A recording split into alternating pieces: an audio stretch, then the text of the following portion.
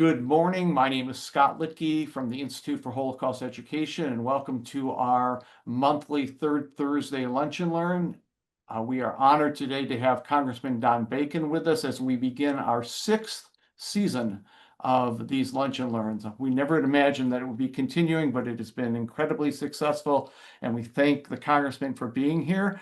He has been instrumental in the area of Holocaust education, first with national legislation, and I believe it was called the Never Again Act, and helping locally in the state of Nebraska, encouraging our unicameral to officially recognize the need for Holocaust education, and further in fighting anti-Semitism, and also sitting now on, I'm not sure if it's called the governance board or the board of the United States Holocaust Memorial Museum. Congressman, we're honored to have you here, and we welcome your comments on your work with Holocaust education, and I turn it over to you. Well, thank you, and it's a real privilege to be able to speak to you all today. I'm proud of the work that we've done here, and but just a little bit about me. I was raised in an evangelical home. My dad did morning devotions every day, but one of the things he pounded into me as a young guy was the evils of anti-Semitism. That was important to him. In fact, he had me memorize Genesis 12:3. Those who bless Israel will be blessed, and talked about anti-Semitism when I was like 5, 6, my whole childhood. And then he sent me to Israel, and when I was 15 years old. And so I guess I was fortunate to have a dad that cared about this subject and taught me young. And also I saw an incident of anti-Semitism when I was 15 years old. And this was with with a local high school kid of mine. Or it was, I wouldn't call him a friend. I knew him. He was in my high school, and I saw him being abusive towards someone else because of his Jewish heritage, and I intervened, and I had to do it multiple times. And so, but I took some lessons away from that. You can't just ignore it. You can't be a bystander in this situation. The young man, Eric, that was the victim here, needed somebody to stand up for him. And so anyway, those are some of my childhood lessons and my experiences. I served in Congress I'll be going on 10 years now. Before that, I was 30 years in the Air Force. I did do missile defense in Israel, long-range missile defense in 2009 and 10. And so I got a little more to my bio that I think enriched my background in this area. I remember hosting a lot of colonels at Ramstein Air Base from Israel and talking to each one of them how their families got to Israel. I think you could write a novel on every one of these guys, Poland and Romanians and Russians, Ukrainians from World War II, and they ended up in Israel. So anyway, when I got elected, I met this congresswoman from New York. Her name was Maloney, and she had this bill called the Never Again Education Act. And she tried to get it passed. I can't remember how many years. My memory may be off, but like she's tried for 2 or 3 terms in Congress to get this bill passed. It was her legislation. And I saw it and I liked it. I thought, we need this bill. We see a rise in anti-Semitism. This is before October 7th. And I thought it was needed. So I enjoyed the Congress lady from New York. I thought she was a good person. And so we sat down and talked about this bill. I said, well, why aren't we getting it passed? So she obviously didn't have enough support. And so how about if I be your Republican leader on this thing? It's still your bill, but I would love to champion this with my Republican colleagues and get this thing passed. And so we did. Was able to I did a lot of speeches on it. I got a lot of Republican co-sponsors, and we were able to force it on the floor, and it got passed. And then, of course, it passed the Senate. And so I got 38 bills signed into law under my name. That doesn't tell the whole story. Sometimes there's other legislation that someone else has that you like and that you can help, make reality. And I feel like so this is one of those things. My name's not on it, but I help the Carolyn Maloney get this bill passed. So what does it do? Well, it tells the Holocaust Museum to have grade appropriate Holocaust education material so that at any school in the United States, whether it's kindergarten or senior in high school, can contact the museum and memorial and say, hey, I'm a teacher for Millard North High School. I teach seniors, And I want to write the appropriate material for this age group, and so that I could teach them about the Holocaust. And then the museum, the Holocaust Museum, will have this material and can provide it to that teacher. So it basically, the museum is tasked to have age appropriate training material that any school can call and get that information. And we want it to be age appropriate. What you teach a first or second grader would be something different than you teach a senior or junior in high school, right? And so that's what we did. So any school in the United States now has access to Holocaust training material through the Holocaust Museum. And I think it's necessary.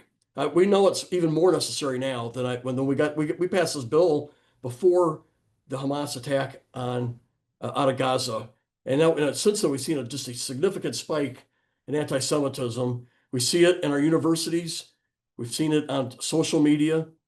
I see it on my own social media. Some of the stuff I read is just appalling on there, and we also know it's not a left issue or a right issue. It's both sides have this going on. I think their motives are a little different, but we see anti-Semitism on the left and the right, right? And both of it's unacceptable. And so my philosophy has always been this is an American issue, not a Republican issue, not a Democrat issue. But for good Americans, we treat all our faith-based religions, all of our ethnicities with respect. And so anyway, we just clearly there's a spike in this anti-Semitism, so this bill is needed more than ever. Now, Nebraska also took this up as a statewide measure in our schools. I don't have all the details on the statewide bill, but I did make phone calls to the speaker and the chairman and other people, say, hey, we did this at the federal level. I want to encourage you to do it at Nebraska. And we were successful at doing that. Now, what was some of the pushback? I think and I don't know if it was a true motive or not, but you can't sometimes really gauge true motives. The only argument that I really heard was, are we going to teach about other genocides that occurred? Like, what about the Irish potato famine and things like that? And so, that they were trying to use that as an excuse not to take this up. But I think we were able to overcome this by saying, nothing has been as, the level of atrocity, what happened during the Holocaust and the decimation of the Jews in Europe. It's something that should not be ignored. It has to be taught. And right now we don't see anti-Irish bigotry, right? But we're seeing a huge spike in anti-Semitism. So this is really an appropriate thing to teach in our schools now. And also we see evidence that there's denial of the Holocaust right now. And if you ask the average high school kid how many Jewish people were murdered during the Holocaust, I saw a study somewhere. They'll say, oh, maybe 1 million, right? Many don't even know it's 6 million. And the details behind all that. So anyway, that's why we did this bill. We got it passed. I'm proud of it. I was asked to also address the fact that I'm on the Holocaust Museum Board. I'm very much honored by that. I was nominated by Congress to do it. It wasn't a presidential position. There's presidential nominations, there's congressional, so there's different people nominating for these board positions. So I got nominated by Congress to sit on this board, and it's a real honor to be a part of this museum. And I love going there. I love what it does. I love the mission of it. And I remember going to the Holocaust Memorial in Israel in 1979 when I was 15 years old. Now, of course, it's changed a lot, but it had a real impact on me. I had head knowledge about the Holocaust as a 15-year-old. I mean, I could tell you the numbers. I knew what happened, but I don't know if I felt it in my heart just exactly what that meant until when you go through that memorial and you see the individual tragedies of families and what happened. I walked out with a heart knowledge when I went through there, and I'll never forget going from the Holocaust Memorial in Jerusalem, in Israel, excuse me. I went to the Knesset afterwards, and somebody was, I don't even know who it was. I just remember I remember the words that were spoken. I can't remember who told us this, but a guy was briefing us and he says, we have the Knesset today. So he says, I know you just came from the memorial, but we're here so that never happens again. And I walked out with not only heart knowledge, I had a fire in me. Like, yes, I get it. I understand why we have the nation of Israel, and I understand why the government of Israel and one of their missions is never let that happen again, right? And so I bought into that. I think the last thing I was asked to maybe speak about, what do I want to do when I get out of Congress? As you all may know, I said I was going to run again. I think 5 terms is enough for me, for my family. Doing an election every 2 years takes a lot out, especially in a very 50-50 district. I feel like I've been at 10-round boxing matches every 2 years. And multiple times I was listed as the most vulnerable Republican in the House. And one time we lost 40 Republicans, and I still won by 2. I normally have outperformed Republicans by 8 points when you look at the registration of our district and then the results of across the country versus the results of our district.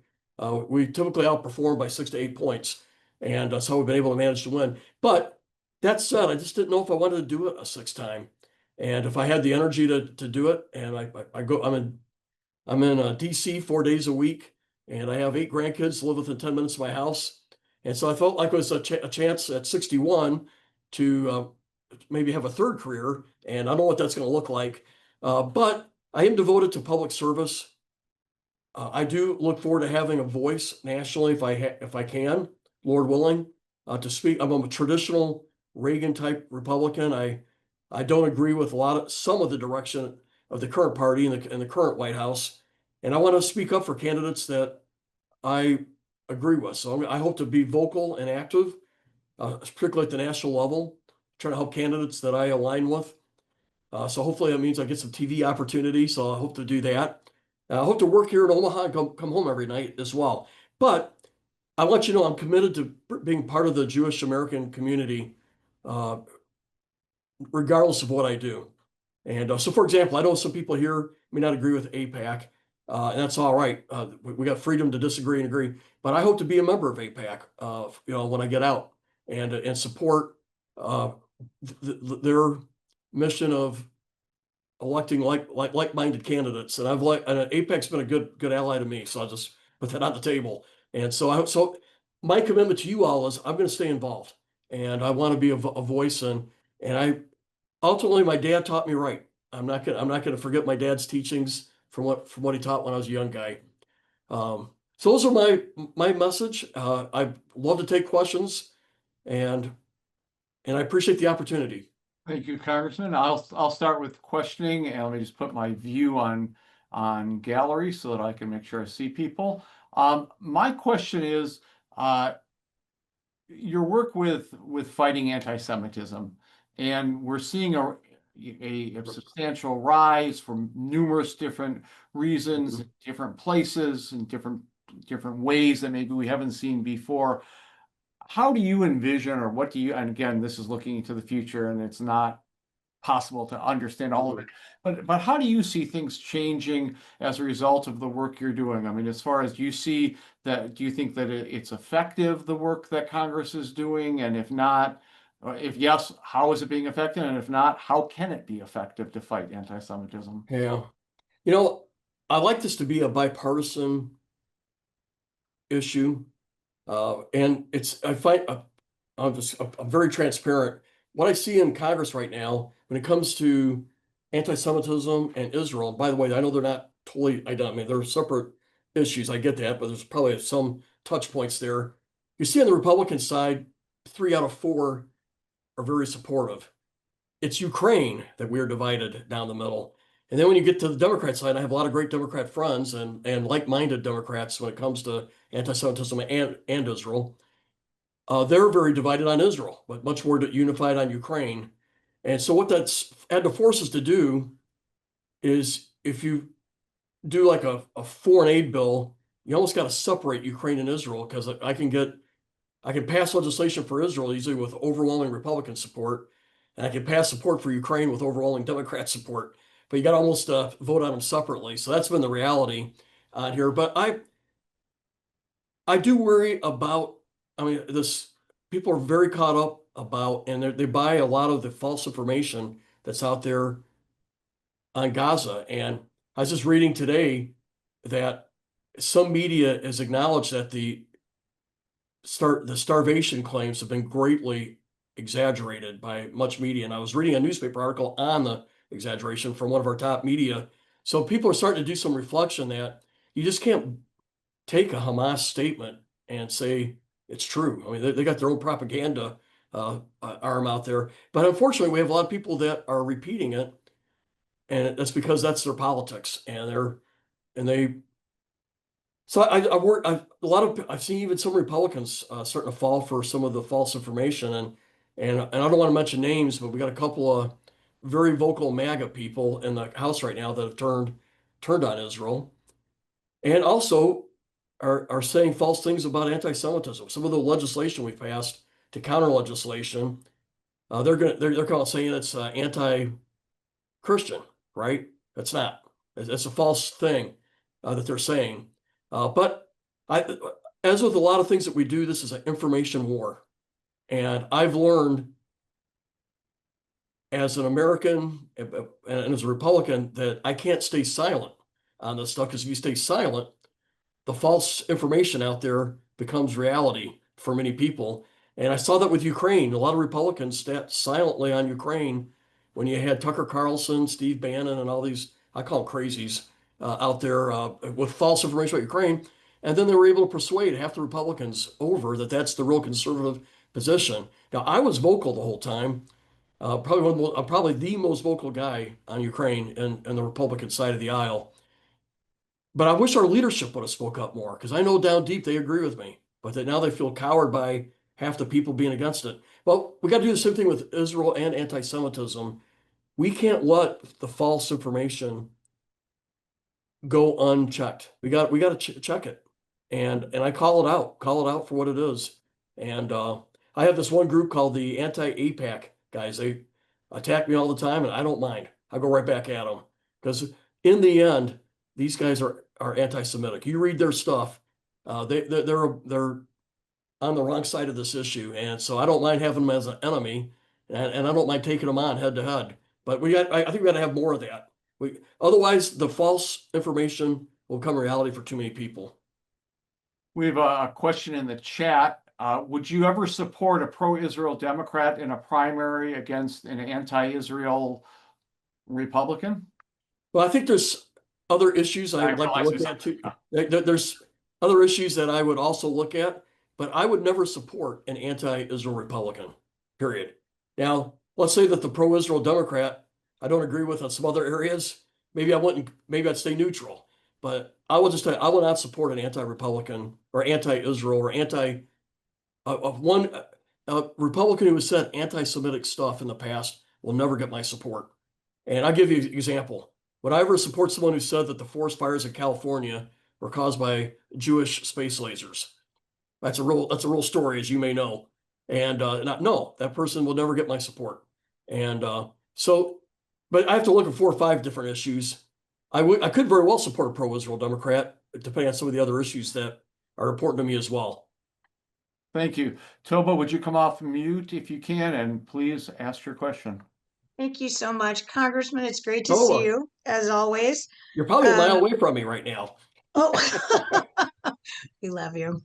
Um, I want to say thank you to you and your office when the Holocaust education bill went before the legislature. I mean, you guys were all over it with your Hmm. calls, and it made such a huge difference. The thing that worries me the most, because you know, well, Eleanor faced her most serious anti-Semitism in college, and that was well before the war Hmm. in Gaza. And the anti-Semitism came from a neo-Nazi who's from a more rural part of our state.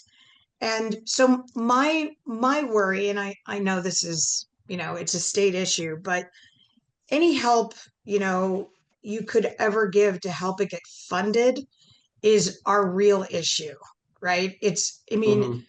the legislation's in place, but it's an unfunded mandate.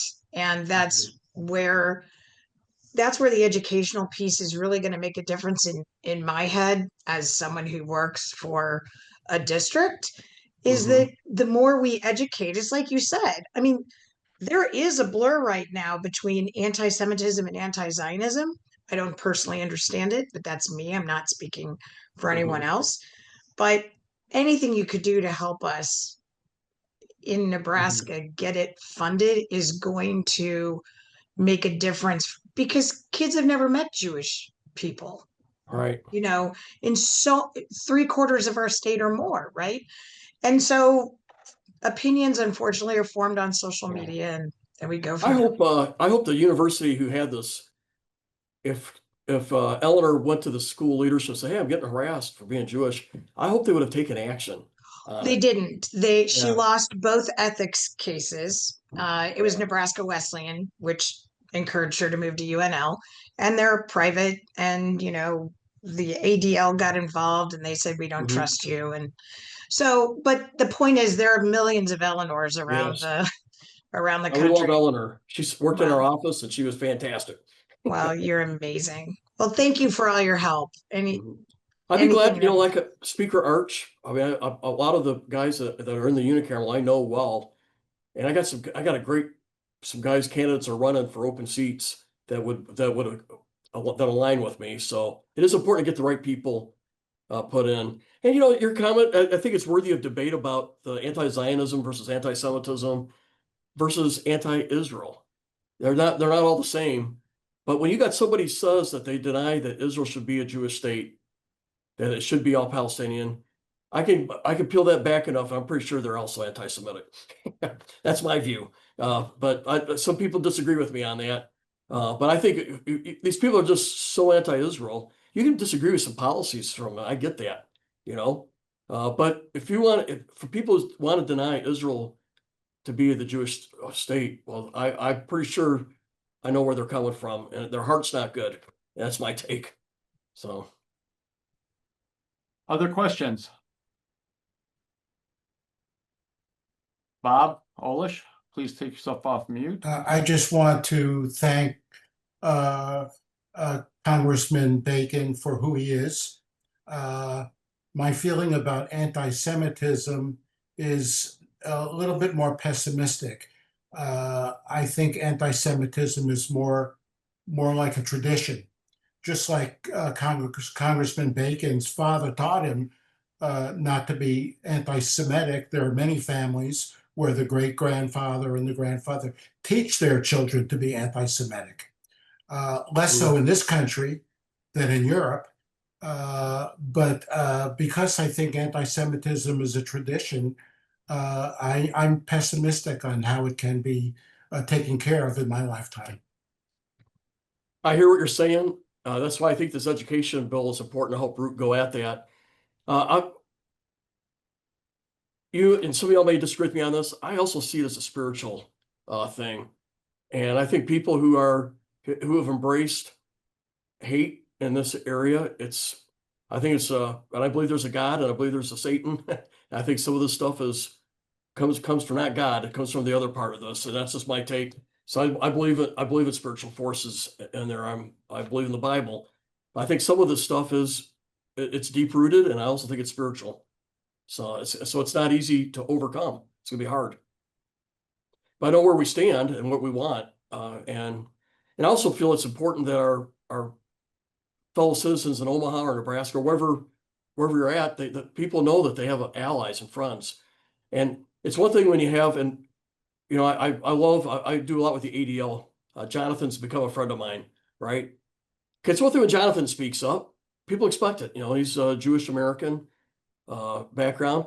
What we need to hear is more non-Jewish Americans speaking up, frankly, and say, hey, this is unacceptable, right? And so I think that's part of my job is to be uh, I'm the British, I'm the English, Irish, Scottish, Hungarian, Norwegian American. It's important for me to speak up, right? And but I want to encourage others to do the same. And it's being part of a community that we're all in it together.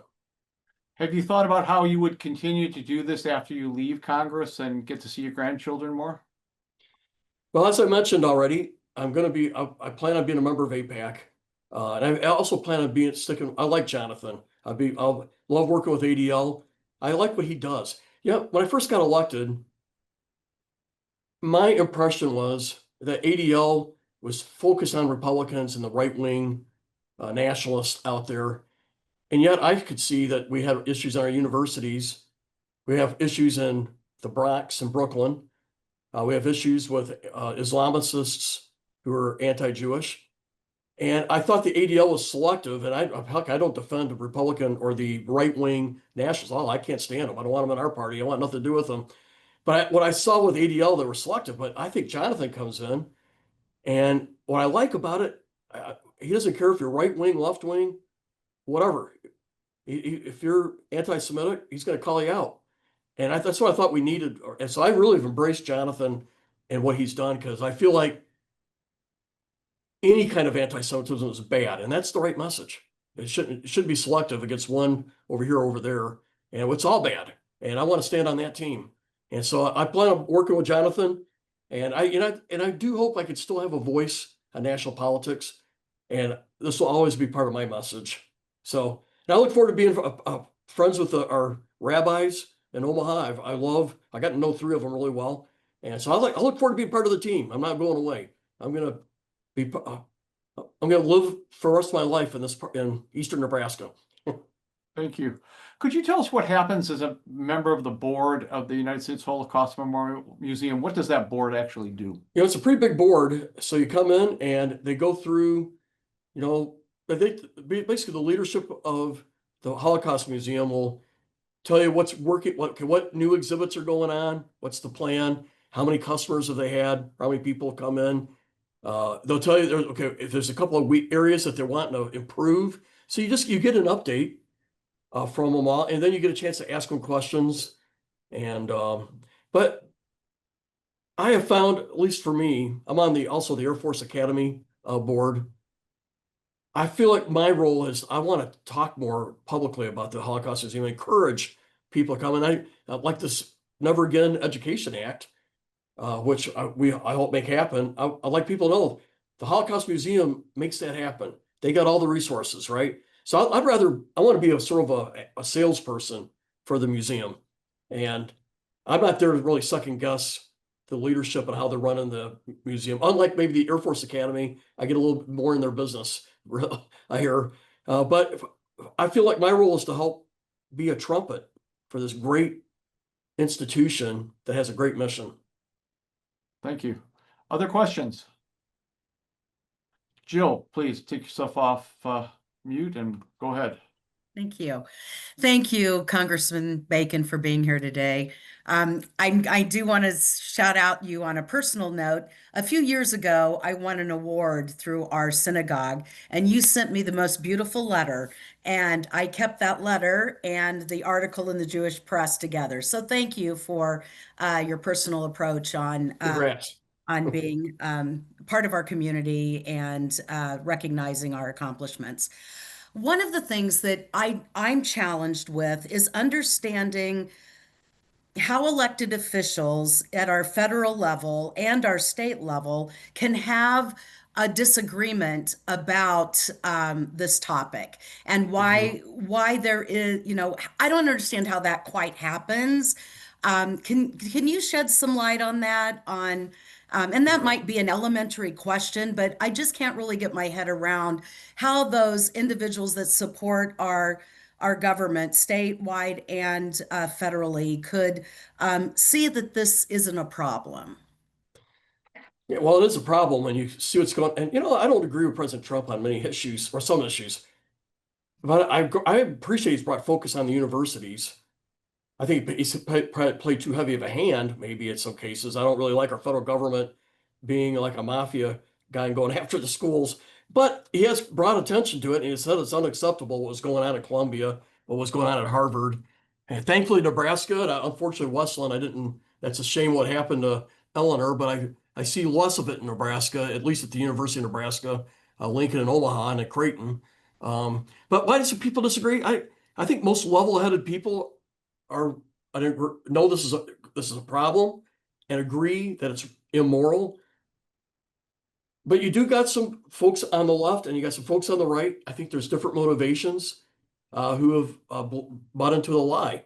And so on the right, what I'm seeing right now is questioning Jewish loyalty to America because of like AIPAC. I think you're seeing a lot more on the right that question the loyalty there. And I don't like it. I hate it. I remind people AIPAC is they're Americans, right? Who share a view, and they have the right to share that view as much as the Farmers Bureau or the cattlemen or the unions that have a chance to advocate for their industry. So, but I've seen some of guys on my side of the aisle question loyalty, which I totally oppose, and I'm vocal about it. You see other people like Tucker Carlson, he I think's a nut, and Steve Bannon, I think he's a nut. I see those guys questioning the Holocaust or questioning.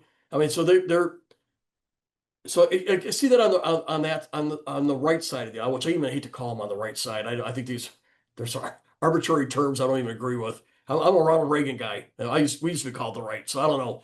Okay, on the left, I think you see a lot more sympathies for the Palestinian cause and a more, yes, maybe you get what I say. So you're seeing a little more of the sympathy on the Hamas Palestinian side of this, so that you do not see that on the right. There is no sympathy for Hamas, right? But you do see it on the left. You got people like Tlaib and Omar, AOC, and so forth. And I just see much more plain anti-Israel sentiment there. But I always ask people, like I challenged Tlaib. I said, why are you protesting Jewish Americans on campuses for what Netanyahu's doing? That's not right. These are not Israelis that you're protesting. They're Americans. And what gives you a right to go after an American on a campus for a decision that's going on that you don't agree with what Netanyahu's doing? To me, it's a form of anti-Semitism that you're accusing this American and blaming the American for a decision of Netanyahu, right? So I did a formal censor of Tlaib because of that. But anyway, I guess to your point, I think most Americans know this is wrong and that there's a problem.